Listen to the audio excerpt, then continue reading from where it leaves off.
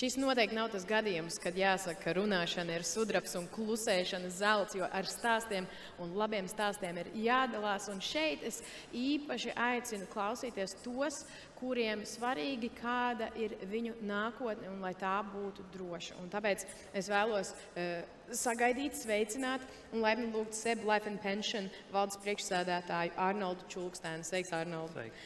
Nu, es zinu, pensija ir tāds termins, kas ir visu laiku mums apkārt. Mēs visu laiku dzirdam, kā pensiju vecums tikai palielinās, plus vēl visi notikumi pasaulē, kam mēs sekojam līdzi.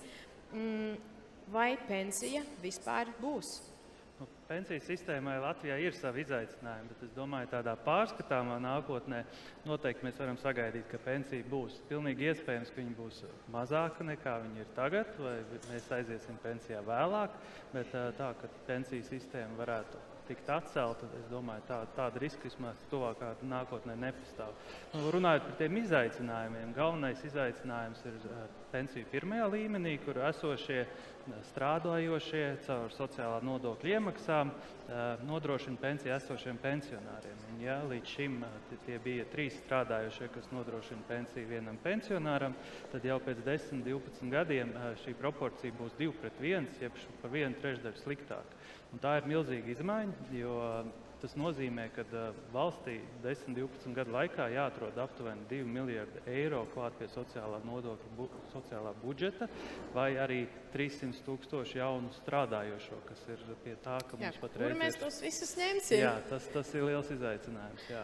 Un arī, ja mēs runājam par otro pensiju līmeni, kas tā kā papildina pirmo un kas ir tāda reāla nauda, kur jūs arī krājat, iemaksājot ar savu sociālo nodokli iemaksas, tad šeit es domāju, ka tie izaicinājumi vairāk ir vēsturiski, jo šo naudu ilgi nevarēja ieguldīt akcijās, un mēs ilgi neredzējām, kas ir mūsu klients. Līdz ar to tas galvenais izaicinājums šeit ir, ka cilvēki ir savam vecumam neatbilstošos riska līmeņos uzkrājumi. Tāda ir apmēram 60%.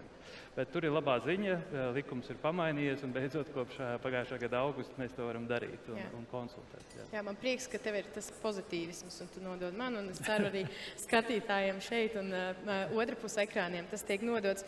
Bet kas ir tas, ar ko tad mēs varam sākt šobrīd?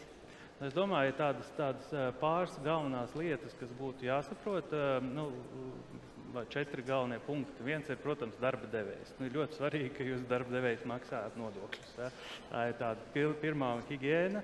Vēl varētu teikt, ka 1/10 daļa no darba devējiem Latvijā papildus maksā uzkrājumu saviem darbiniekiem, kas arī ir laba lieta izvēloties darba devēju.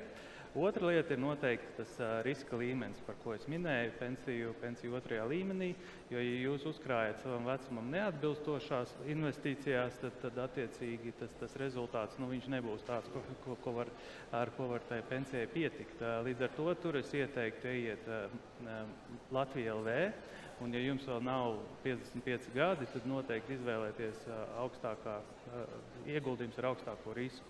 Jo Latvijā vairāk kā puse cilvēku iegulda ar pārāk zemu risku, jo jāatcerās, ka pensiju krāšana ir ilgākā laika termiņā, un līdz ar to ir svarīgi sākumā vairāk riskēt un līdz ar to vairāk nopelnīt. Jā. Varbūt tu vari kādu iedrošinošu vārdu jauniešiem, jo tiešām, jo ātrāk sāks domāt par pensiju, jo labāk jutīsies pensijā. Jā, viennozīmīgi, jo pensija vislabākais, kas palīdz uzkrāt pensiju, ir laiks. Jā, un es teiktu, ka ir svarīgi saprast, ka pensija nav kaut kas, kurām mēs veltam savus līdzekļus tad, kad mēs esam jau pārējās izdevumus nosakuši. Tas ir daļa no mūsu ikdienas izdevumiem, un tad mēs varam skatīties tālāk, ko tad mēs tērēsim pēc tam, kad mēs būsim nedaudz atlikuši pensijai. Tā kā es teiktu, pamainīt to skatu punktu, kā uz to pensiju skatīties, ka tas ir vairāk kā tāds ikdienas izdevums. Jā. Par ikdienu. Tagad es gribu paprasīt par tavu ikdienu, jo TV3 Live tieši tev jautā, kas ir tas, kas parasti tevi spēcina, iedrošina vai iedvesmo?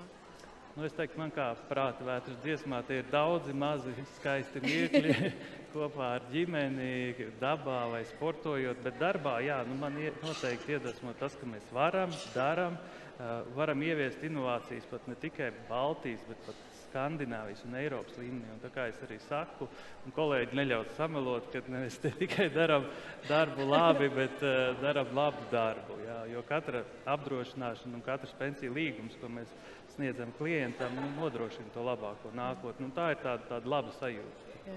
Arnold, paldies. Paldies arī kolēģiem, atbalstītājiem. Tiešām šīs ir lietas, par ko padomāt tālāk un tiešām varbūt pamainīt tos ikdienas ieradumus.